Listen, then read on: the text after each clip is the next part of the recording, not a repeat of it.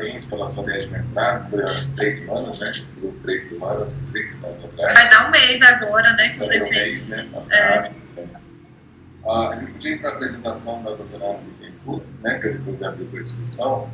A doutora Ana é cirurgiã vascular e endovascular, acho que todo aqui já conhece ela, pelo UFG, especialista em Doppler vascular, mestrando pela UFG de Ciência e Saúde. Ana, se quiser. Vou compartilhar aqui a tela com esses mediums. Tá? Deu certo aí.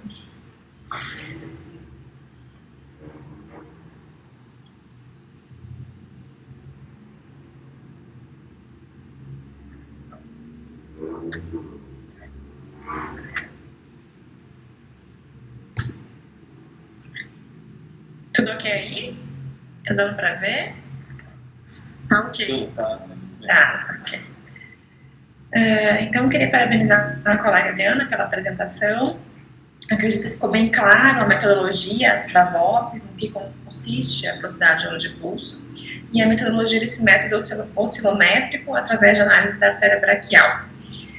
E também ela estudou muito bem sobre a correlação com os desfechos cardiovasculares globais, né? Infarto, AVC, morte, tá? E o impacto que isso tem. Bom, eu vou aqui, de forma talvez um pouco mais breve, falar especificamente no que o envelhecimento vascular e a medida da VOP afetaria e poderia nos agregar para nós cirurgiões vasculares. Então, me chamo Ana Bittencourt Britânico, meu currículo, brevemente, o Raja já comentou. Eu vou voltar um pouquinho aqui, rapidamente, falar no processo de dano vascular, que eu acho que para nós vasculares é bem importante.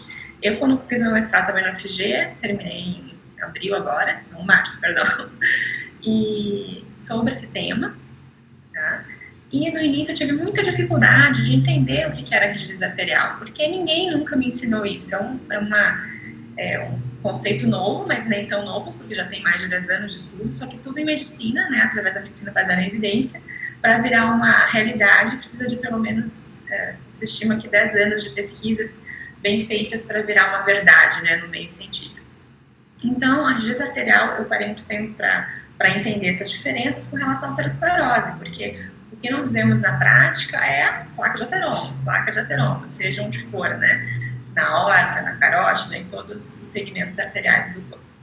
Então, a aterosclerose já se sabe muito bem a fisiopatologia dela, então que é um processo inflamatório de lesão arterial, em que eu vou ter um acúmulo de diversas substâncias ali que protruem para a luz da artéria, que vão ser células escamosas, lipídios, cálcios, debris celulares, células musculares lisas, tudo isso em variados graus, aí a gente entra muito nessas discussões em congresso, né, qual é as características da placa e tal.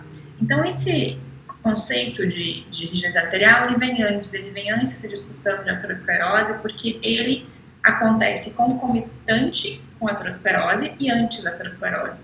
Isso que é bem interessante nesse tema, realmente a gente conseguir detectar mais precocemente nos nossos pacientes, talvez definir se a gente intervém mais precocemente, ou com mais rigidez, ou com mais monitoramento.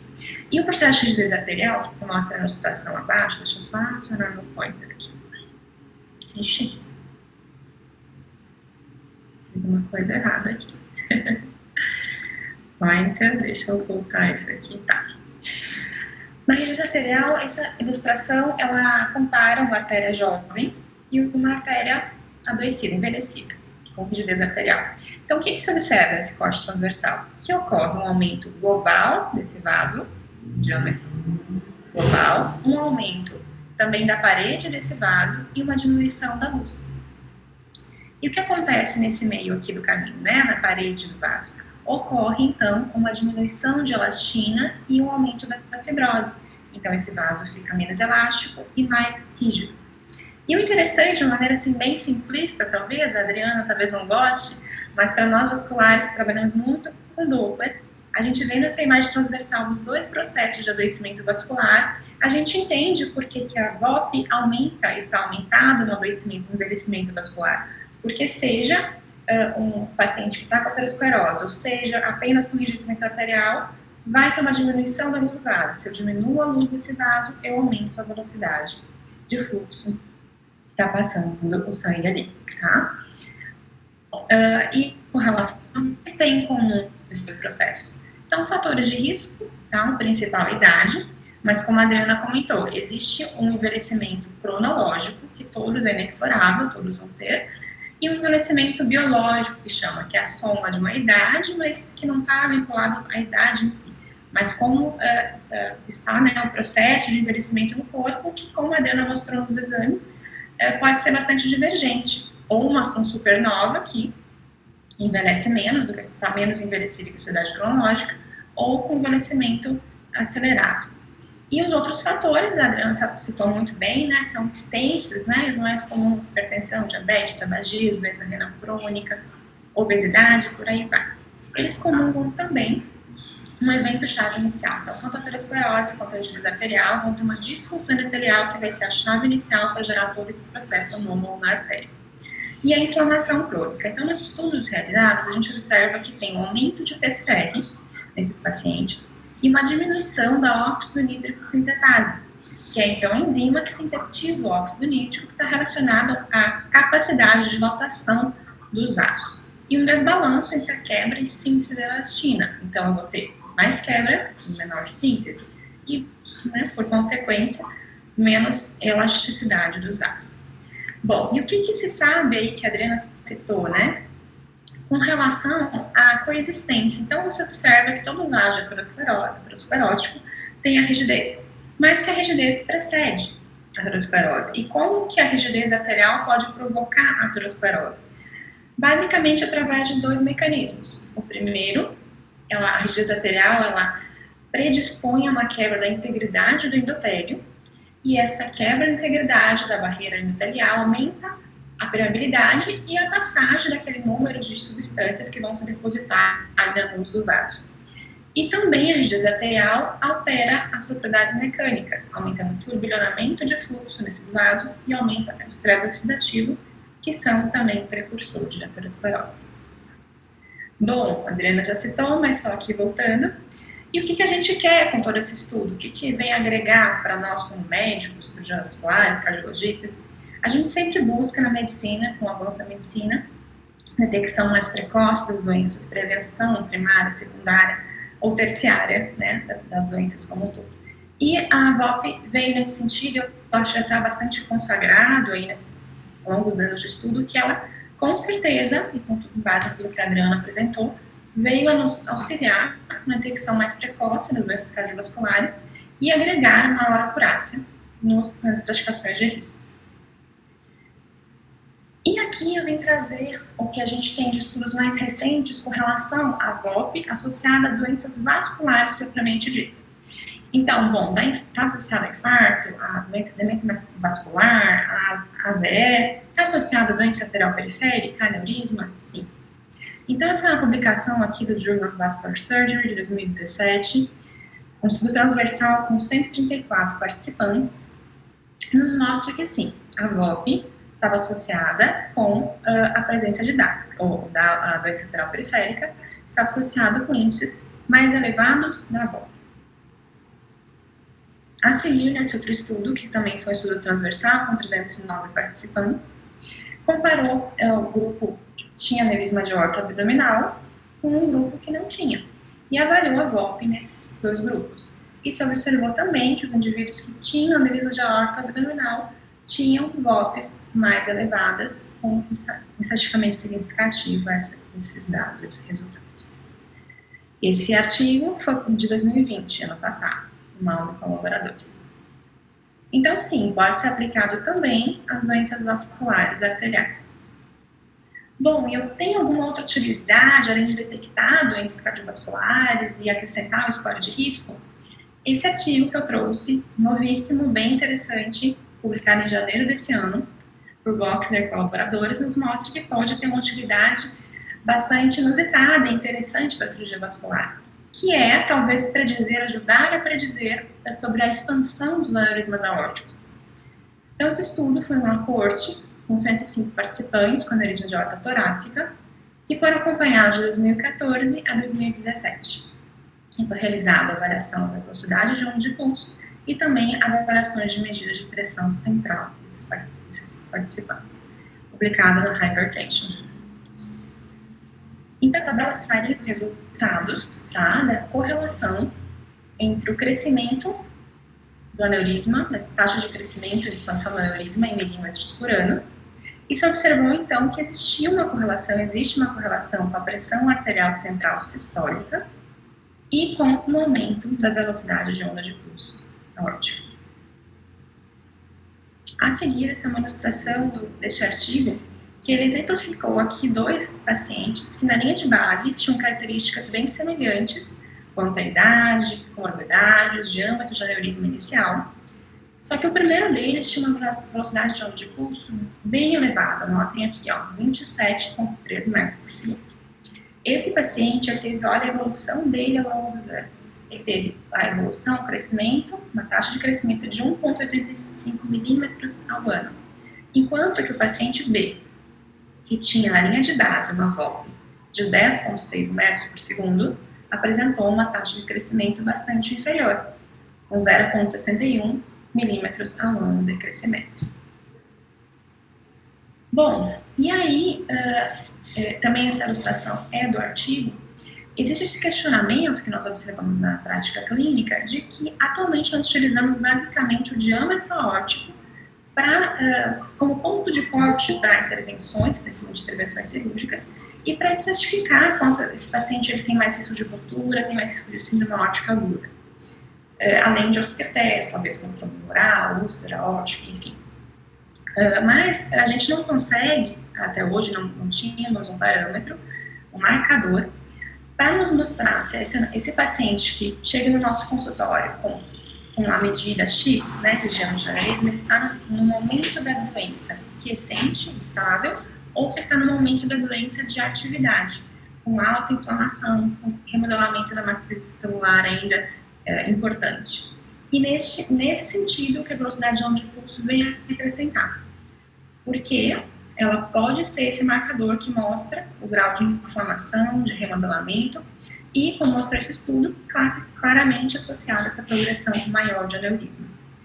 E isso pode ser útil no sentido de nós talvez adiantarmos algumas intervenções, monitorarmos mais de perto o paciente e talvez sermos um pouquinho mais rígidos nas intervenções também farmacológicas, de hábitos de vida, nesses pacientes com as VOPs mais elevadas.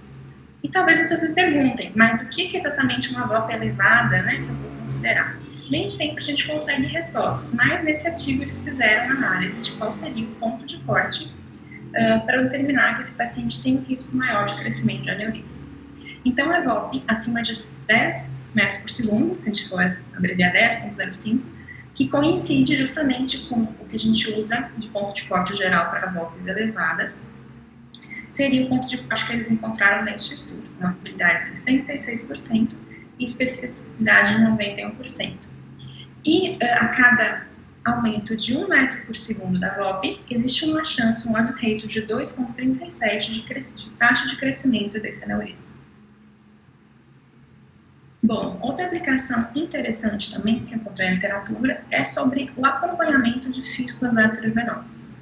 Então, esse foi um estudo também recente, publicado no ano passado, com 56 indivíduos, pós-confecção de fístula arteriovenosa radiocefálica. Eram indivíduos que tinham a primeira confecção de fístula, foram avaliados a VOP dos dois membros, no pós-fístula e no membro que não tinha sido efetuado fístula e não tinha nenhuma manipulação cirúrgica nesse outro braço. Essa fístula estava com critério de maturação, tá? Ok, quando foi avaliado. O método utilizado não foi o oscilométrico, foi utilizada a tonometria por aplanação nos segmentos da árvore arterial braquial e radial, e foi feita a análise da VOP. Se observou que nesses braços com fístula, comparando o membro com fístula com o que não tinha fístula, houve uma redução da VOP, mostrando que a presença da fístula arteriovenosa já maturada promove várias alterações hemodinâmicas naquele membro e, inclusive, aumenta a elasticidade das artérias, da árvore arterial neste membro. Mas o mais interessante desse estudo, a meu ver, não foi isso, e sim a comparação com os dados ultrassonográficos. Então, se observou que os pacientes que tinham uma VOP menor, quer dizer que pós a fístula ficou mais elástica, ali aquela artéria braquial e radial, tinha um maior volume de fluxo no ultrassom, assim como um aumento maior, o BPS, aumento de velocidade pico sistólico, e também um diâmetro arterial maior. Assim como aqueles que tinham uma VOP maior, tinham um volume de fluxo menor. E mesmo, eles mesmos relatam, os autores, que eles estudam piloto, precisam de mais estudos, até para ter também esse ponto de corte que eles não avaliaram, mas que nos dá uma ideia de que talvez nós possamos utilizar a VOP para a monitorização dos pacientes pós-FAB, e talvez aquele paciente com uma VOP aumentada, e talvez também conjuntamente com ultrassom, com volume de fluxo já borderline, tenha que ser um paciente que nós temos que ter mais atenção, bem como um dado a mais acrescentando para a nossa avaliação. E por fim, eu trouxe essa tabela para ilustrar as limitações e vantagens desse método e para que vocês possam fazer uma análise individual para saber até que ponto compensa ou não introduzir isso na prática clínica. Eu, após estudar muito tempo, tenho certeza que vai agregar, claro que selecionando os pacientes. Limitações. Então, nas vasculites, a gente tem uma limitação principalmente inicial. Então, lá naquela curva de média por idade, seguindo a questão cronológica e tal, a vasculite ela vai impedir, porque a gente sabe que tem alterações estruturais importantes daquele vaso, que muitas vezes estão associadas a surtos da doença, tá, que podem eventualmente regredir, e isso dificulta um acompanhamento e principalmente um diagnóstico ali inicial da idade vascular desses pacientes. Aneurismas, como eu mostrei no estudo, de modo geral, quem tem aneurismas aórticos estão associados a maiores voltas. Só que se eu usar um método tonométrico, carotídeo femoral, de tonometria por apanação, que utiliza bastante esses sítios, a onda de pulso vai passar pela aorta abdominal e torácica. E apesar de, aquele estudo que eu mostrei foi justamente utilizado tonometria de apanação. Então, comparando com indivíduos que não têm aneurisma, ok, vai aumentar, mas eu subestimo, de certa maneira, a medida comparando com o próprio indivíduo, porque quando passa a onda pelo aneurisma, ali vai ter uma redução da velocidade naquele momento. Então, provavelmente, a VOP real daquele paciente não é aquela. Porém, métodos que utilizam outras avaliações, como esse oscilométrico, que usa a artéria braquial, se não não passar a onda por nenhum sítio de aneurisma, a princípio não existe contraindicação. Isso não é contraindicação, mas subestimação do valor final dessa VOP. A disponibilidade do método, então é um método que ainda não é largamente disponível e não é coberto ainda pelos planos de saúde. Como vantagens, uma vantagem bastante interessante é a avaliação de outros critérios cardiológicos. A pressão arterial central, que é dada conjuntamente no laudo, então que hoje nós sabemos a importância da pressão arterial central para a estratificação de risco, e outros parâmetros cardiológicos utilizados. A curva de aprendizado, o entendimento teórico da compreensão vascular exige bastante estudo. Porém, o manuseio em si do aparelho, esse aparelho oscilométrico, é bastante mais facilitado comparado com os outros. Então, não exige tanta quantidade tão longa de manuseio do aparelho. O investimento é baixo, tá? É um exame de baixo custo.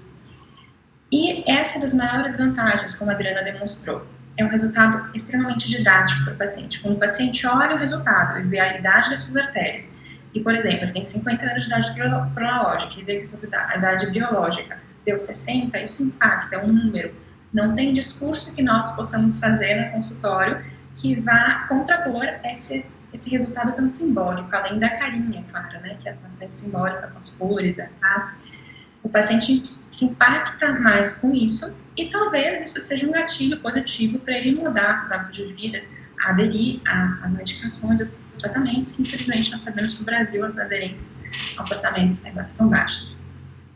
E eu acho que essa também é uma vantagem que vai ter cada vez mais frutos no futuro, mas já tem alguns, que é a possibilidade de acompanhamento de uma maneira não invasiva, prática, e podendo repetir esse exame rápido, quantas vezes quiser, na verdade, né? Então, isso aqui até seria tema para outra reunião, né, Adriana, se tiver, que é sobre os tratamentos que já tem vários artigos já de tratamentos, intervenções medicamentosas, não medicamentosas sobre a rigidez arterial, mostrando que algumas já têm bastante evidência de que melhoram a rigidez arterial. E eu trouxe só para exemplificar esse artigo aqui, de 2017, com uma coorte com mais de 5 mil indivíduos idosos que foram abordados dos 65 aos 70 anos, quanto ao sedentarismo e prática de atividade física. Então, se observou um menor aumento da VOP em 5 anos para cada hora semanal de atividade física que os indivíduos implementavam. E, além disso, se observou que o aumento de horas de atividade física ao longo do tempo reduziu o crescimento da VOP comparado com a manutenção do mesmo nível de atividade física. Então, significa que você deveria, ao longo do tempo, aumentar, né, gradualmente a atividade física para você. Os cardiologistas vão também dizer melhor, que a gente entende que hoje tem que existir um certo esforço do corpo, aumento de frequência cardíaca, para que aquelas artérias sejam trabalhadas, por assim dizer, durante a atividade física. Então, esse artigo bastante interessante, com N grande, nos mostrando que a atividade física pode ser uma dessas medidas não medicamentosas para melhorar a rigidez arterial. E queria finalizar, então, a apresentação com essa frase do George Bernard Shaw, que a ciência nunca resolve um problema sem criar pelo menos outros 10. Então, que eu acho que um problema a gente está na parcela, a gente está tentando resolver e ajudar, né, queremos acrescentar com os estudos todos que têm sido feitos sobre o envelhecimento vascular e a VOP em si, mas que com certeza existem lacunas, existem usos que só o futuro e só a continuidade dos científicos irão preencher essas lacunas. Muito obrigada, Dr. Raja, pela oportunidade de estar aqui, e a todos que estão me assistindo com paciência todo esse tempo. Muito obrigada. Parabéns, Ana. Belíssimas apresentações, duas. Acho que foram de enorme valia para a gente, nosso mestre trabalha diretamente com doenças cardiovasculares. A gente está acostumado, basicamente, a tratar essa aterosclerose, chega com uma placa de calórica, e nosso objetivo é atender o paciente cronologicamente, né? Já chega para a gente com uma doença aterosclerose. A gente tem que ter isso em vista. A partir do momento que você já tem a placa, aí não intervir, tratamentos e procedimentos intervencionistas. Então, eu acho que essa abordagem de tentar identificar o paciente antes do desenvolvimento da placa, eu acho que é uma questão que a gente começa a ter melhor, tem que ter, principalmente a presença de um marcador mais fácil de utilizar na prática clínica, mesmo que não seja 100%. E o que é interessante, que vocês falaram, é a questão do dano cumulativo, né? Ele funcionaria como uma... Quer dizer, não dá para esconder, né? Não dá para esconder o lipidograma não vai te esconder, né? O lipidograma normal não vai te esconder. Você tem uns hábitos ruins, né? Nos últimos 3 meses, no último ano, né? Então, você fez uma dieta de uma semana, você não dá para esconder isso, né? Ou para funcionar agora por um tempo. Então, o ex-tabagismo, você fuma? Sim, não fumo mais, há quanto tempo? Funciona, né? Então, isso daí, eu acho que essa previsão desse especiamento, essa acidez arterial, esse dano cumulativo, muito importante, lembra muito a hemoglobina glicada, né, às vezes. Agora, eu tenho uma pergunta, uma dúvida, em relação a esse critério de safety, por exemplo, vocês colocam como limite de acima de 7, 8, né? Eu fiz o meu deu 2. eu teria interesse de fazer isso, assim, só pelos talvez fatores genéticos, né? Se questão da questão normal, então a gente não tem comunidade. Então, como seria essa avaliação, por exemplo? Quero justificar o meu risco, independente de eu estar dentro desses critérios.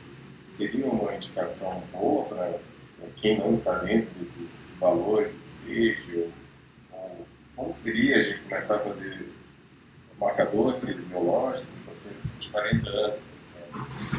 Seria sempre interessante fazer isso o mais precocemente, para estar atento de mudar os hábitos de vida, para quando chegar à idade cronológica, pelo menos equivaler à idade biológica aos 60, 65 anos. Certo.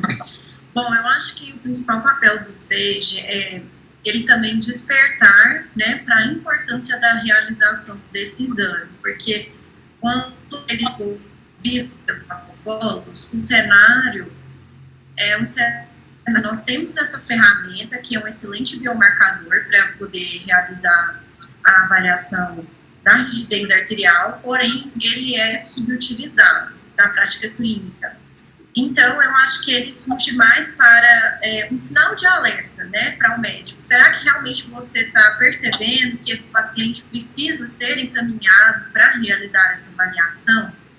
Mas ele não serve também no sentido de excluir os que tiveram uma baixa pontuação. Porque, veja bem, pacientes que têm história familiar de doença cardiovascular precoce, eles não entram ali no cálculo do SEJ, né, que contempla somente a pressão arterial sistólica, a idade, a glicemia de jejum alterada e, além disso, o clearance de creatinina calculado pelo CKD.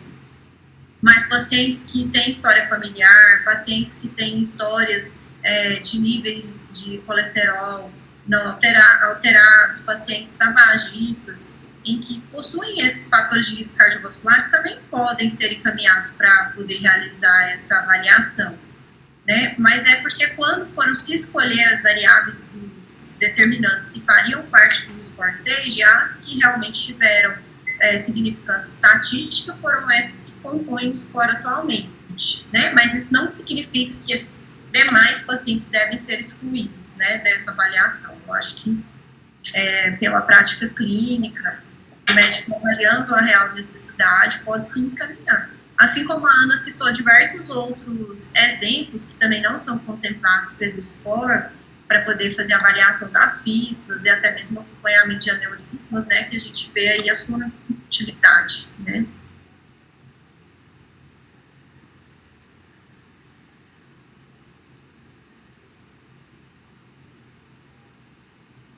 Ixi, não estou ouvindo. Ficou mudo com o rádio. Assim, em relação às doenças inflamatórias, né, talvez a Ana falou em relação às colites, né, que poderiam ter uma interferência no estado do exame, né, mas aí nas outras doenças inflamatórias, como doenças reumatológicas, pacientes às vezes renais crônicos, né, que acabam doenças, entram dentro desse quadro, né, de, na verdade, um processo inflamatório sistêmico, né. Esses teriam uma indicação das doenças reumatológicas também?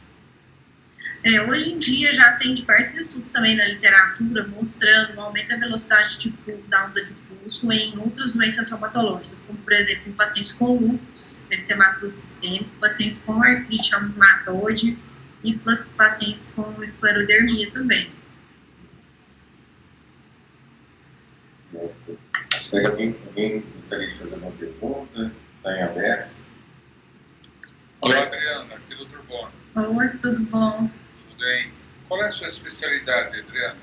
Eu sou cardiologista. Isso é um problema sério para nós. Os cardiologistas são muito mais inteligentes do que os vasculares.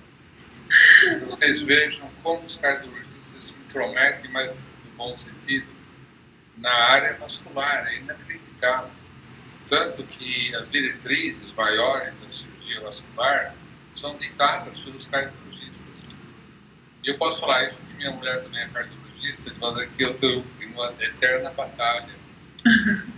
É interessante também que os cardiologistas vêm tomando conta dos métodos diagnósticos que a gente achava que eram nossos, a começar pelo índice tornozelo-braço, que foi um dos primeiros parâmetros, na verdade, de avaliar a concomitância da doença coronariana no paciente com doença vascular periférica.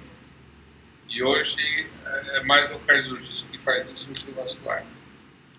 E de maneira que eu acho muito interessante, eu gostei mais da sua apresentação, porque, primeiro porque eu não conhecia isso, a gente suspeita das coisas, mas a gente não as conhece, e porque também poucos cardiologistas, como vocês falaram, se utilizam desse método porque ele não é difundido ainda suficientemente. E é claro que com a aquisição da metodologia, a gente vai aprender cada vez mais como se aproveitar dessa metodologia. Né? Como a Ana Bittencourt muito bem falou, a gente, com uma hora que as coisas se tornam tão amplas que a gente aprende como utilizar isso e avaliar também no correr do tempo daquele paciente específico, uma variação para pior, vamos dizer, da rigidez, como é que a gente pode interferir para diminuir essa velocidade, para melhorar aquelas curvas que se mostrou no início. E quais drogas que podem ser utilizadas para isso, que provavelmente hoje a gente não sabe muito bem. Quanto ao aneurisma, achei interessante também. A gente poderia conversar com o Dr. Erasmo Simão, que é um vascular do Hospital das Clínicas aqui de São Paulo, que, a meu ver, é o maior conhecedor da fisiopatologia do aneurisma da aorta, porque são muitos os fatores que interferem no crescimento, na velocidade de crescimento do aneurisma. E seguramente, se ele já não conhece essa metodologia, ele vai se interessar por ela. Vou até conversar com ele para eventualmente entrar em contato com você, porque é tão difícil e é tão complexo a gente avaliar o crescimento da aorta, do aneurisma da aorta, e mesmo dentro dos parâmetros que você ofereceu, eventualmente a aneurisma está totalmente trombosada, a parede está trombosada, a luz é quase normal. Do ponto de vista da progressão da onda sistólica, vai ser diferente daquele aneurisma que não tem um trombo nas sua luz. E o amortecimento ali dentro vai ser muito maior do que aquele que tem um trombo, onde o fluxo dentro da artéria não vai mudar muito em relação a uma artéria normal. Mas é fantástico, gostei mais da apresentação, tanto da sua quanto da Ana, e aprendi muito. Muito obrigado. Muito obrigado pela oportunidade. Obrigada, doutor Bono, pelas considerações. Estamos à disposição para poder esclarecer. Agradeço. Muito bem. E o interessante é que a gente tem uma data objetiva, né? Então, você pode instituir um tratamento e repetir um exame para ver qual foi a evolução. Qual foi a evolução, né? A evolução disso, né, Adriana? Sim. Se o que você está fazendo em termos de medicamento dos hábitos de vida está mudando, ou se o paciente não está no exame. Já existe, doutor Bono, uma série de artigos com relação à intervenção. Tem muito ainda que galgar, com certeza, mas já existe. Acho que a gente pode ter uma outra reunião, né, para comentar. Com certeza. Não, e pior, né, essa literatura faz parte da literatura de vocês, né? E a gente, como vascular, isso acaba ficando de lado, a gente acaba tangenciando muito. E todo o perfil do vascular está mudando. Eu falo com os meus estagiários, meus residentes, que eles têm que... Daqui a pouco a cirurgia não existe mais. Então, eles têm que começar a entender que eles têm que se tornar médicos e não cirurgiões. Que é uma diferença histórica. Né? O médico, na antiga Inglaterra, era Sir. E o cirurgião, como era derivado de um dentista ou de qualquer coisa, ele é simplesmente um mister. Então, a gente tem que se voltar às nossas origens, a gente vai ter que aprender a prescrever, avaliar isso que vocês acabaram de mostrar. Muito interessante. A carinha é outra coisa interessante, né, no laudo. É bem didático. Uma carinha vermelha no laudo. A carinha verde, você está feliz, né? Quer dizer, você está indo bem, você está fazendo uma atividade em geral. Acho que, de certa forma, quando o paciente pega o laudo, você vai ficar muito feliz, né? Verdinho, né? Sair da carinha vermelha. Isso tem um efeito psicológico no paciente importante, né? E a gente está vivendo o mundo da síntese, né, Rádio? Nosso mundo quer síntese, o paciente quer uma síntese, o paciente quer as coisas assim mais mastigadas possíveis e simbólicas. Eu acho que o laudo está bem nesse sentido. Além da profilaxia, né? Esse é o nosso intuito aqui, né? Que é justamente tentar descobrir métodos né, mais precoce para identificar esses pacientes de risco. Então, assim, só o que o Romão estava falando, né, mesmo das intervenções, eu acho que não dá para ficar só na intervenção de tratar os fatores de risco. Mesmo na intervenção, a gente tem feito um trabalho muito grande na intervenção da própria hiperplasia multipal, né, que se dá bastante a questão da hiperplasia, né. Então, como prevenir as estenoses, isso já é uma parte, mas eu acho que essa questão da prevenção tem que ser muito forte hoje em dia, e a gente tem que bater muito em cima disso, tanto antes da doença como evitar as complicações operatórias, E além da prevenção, também eu acho que é o início precoce, né, também da terapia farmacológica, que é quando o paciente está numa situação limítrofe, né, para esse início. Eu acho que a velocidade da onda de pulso e a rigidez arterial é um parâmetro que auxilia nessa tomada de decisão. E a gente vê isso muito no contexto da pré-hipertensão, né, como eu falei, que às vezes o paciente pré-hipertenso, ele é muito incentivado nas mudanças do fator de risco, mas ele já pode sim ter alterações relacionadas ao aumento da rigidez arterial. Nessa situação já seria indicativo de lesão de órgão-alvo e já teria que iniciar um tratamento farmacológico para estar atuando na redução desses parâmetros. Mudança de estilo de vida também, né? A Sim. gente trabalha muito nisso também, né? E a velocidade da onda de pulso ela também tem sido muito estudada atualmente nos pacientes diabéticos, né? Que isso também dá uma outra aula, né? Mas essa doença microvascular, né, que o diabetes causa, também tem muita associação com o aumento da rigidez arterial.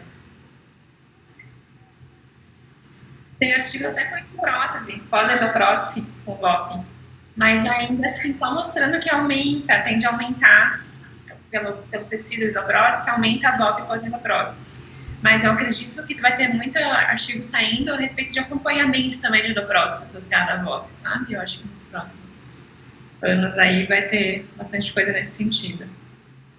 A prótese, é claro que atrapalha muito isso, né? Porque tem gente que coloca um monte de estentes um atrás do outro, a velocidade, VOP, vai aumentar muito naquela artéria. Então, a gente fica sem um parâmetro muito confiável, provavelmente. Isso a gente vai ter que aprender. Mas o interessante desse método do cilométrico é que, como não passa pela aorta a onda em si, é só indireto, mede indiretamente por uma equação, para quem tem alergia de aorta, acho que seria o método mais indicado, justamente por não passar pela aorta. Tanto tendo tratado ou não, acredito que seja o melhor método para ter esse PCI. Pode ser. Bom, alguém gostaria de fazer mais um comentário, uma pergunta? Eu acho que nós podemos. Tudo bem? O André. Oi, André. Então, fugindo um pouquinho do tema aí, primeiro pedir licença para você, viu, Raj, para falar um pouquinho, fugindo do tema que eu achei extremamente legal e interessante. As apresentações foram ótimas. Eu só queria enaltecer aqui, Raj, a participação do Dr. Bom, porque a gente cresceu, eu tive formação no Rio de Janeiro, a gente cresceu vendo e ouvindo as palestras dele e a gente sabe da grandeza que ele é, participando aqui com a gente nessa primeira palestra do Instituto Raja, é uma coisa assim maravilhosa. Obrigado pela participação, Dr. Bom. Olha, eu que agradeço por terem me convidado, eu aprendi muito hoje. Muito obrigado, e muito obrigado pelas suas palavras, muito difícil. Mas não é tudo isso, não. Vocês que não acreditem nele, não. Ele é... Obrigado. Bom, Raj, era isso que eu queria falar. Tá? Um abraço. Excelente. Muito obrigado, Bom, pela participação. É um prazer. E aproveitar esse André e homenagear o próprio pai, o Dr. André, como uma teve história na oncologia, né? Eles mesmo envolvidos na história no Brasil. E obrigado pela participação. participação do mundo, acho que o tempo foi ótimo, uma ótima segunda, uma novidade para a vida, para a gente. E a gente tentar mudar a nossa cabeça, né? Tentar não ser mais velho. Isso foi ótimo. É isso, acho que não pode encerrar, alguém você fazer um comentário. Diana, Tamara, não tem culpa. Não, só gostaria de agradecer mesmo a presença do Dr. Bontes, todos aqui, e agradecer ao Dr. Raja por essa parceria, e eu tenho certeza que nós vamos seguir avaliando muita rigidez arterial por aí agora, né? Modificando bastante a vida dos nossos pacientes, né, Ana? Com certeza. Vai crescer um pouco. Então, certo. Então, boa noite, gente. Vamos encerrar. Boa noite, obrigado. Então, legal, boa noite, até mais. Tchau. Boa noite. Uhum.